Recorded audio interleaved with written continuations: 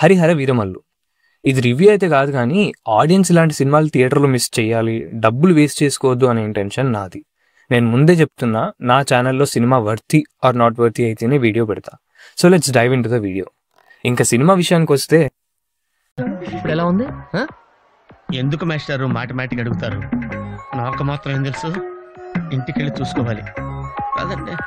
నాకు ప్రొడ్యూసర్ ఏం రత్నం గారిని చూస్తే బాధేస్తుంది భయ్య. ఎందుకంటే డబ్బులు ఊరికే రావు.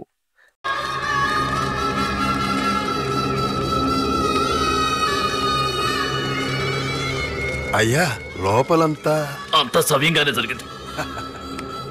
అమ్మయ్య. పవన్ కళ్యాణ్ గారు కూడా చాలా రోజుల తర్వాత సినిమా ప్రమోషన్స్ చేస్తుంటే సినిమా బాగుందేమో అందుకే ఇంత ఇన్వాల్వ్ అయ్యాడు అని అనుకున్నా. కానీ రాడ్ సినిమా దింపాడు భయ్య. పాజిటివ్స్ కంటే నెగిటివ్స్ ఎక్కువ ఉన్నాయి కాబట్టి ముందు నెగిటివ్స్ మాట్లాడుకుందాం, ఆ తర్వాత పాజిటివ్ విషయానికి వద్దాం. మెయిన్గా సీజీ వర్క్. దీని గురించి ఎంత తక్కువ మాట్లాడుకుంటే అంత మంచిది. చిన్న చిన్న సినిమాలకు కూడా సీజీ వర్క్స్ చాలా బాగుంటున్నాయి. అలాంటిది పెద్ద ప్రొడ్యూసర్స్ అయిన కూడా ఇలా ఎందుకు తీశారో నాకైతే తెలియట్లేదు. ఆ గుర్రాల సీక్వెన్స్తో పాటు ప్రీ క్లైమాక్స్లో వచ్చే సుడిగుండం సీన్ వరకు గ్రాఫిక్స్ టూ వర్స్ట్ ఉంది. కొన్ని చోట్ల అయితే వేరే ఎవరో బాడీకి పవన్ కళ్యాణ్ గారి హెడ్ని పెట్టేశారని క్లియర్గా తెలుస్తుంది.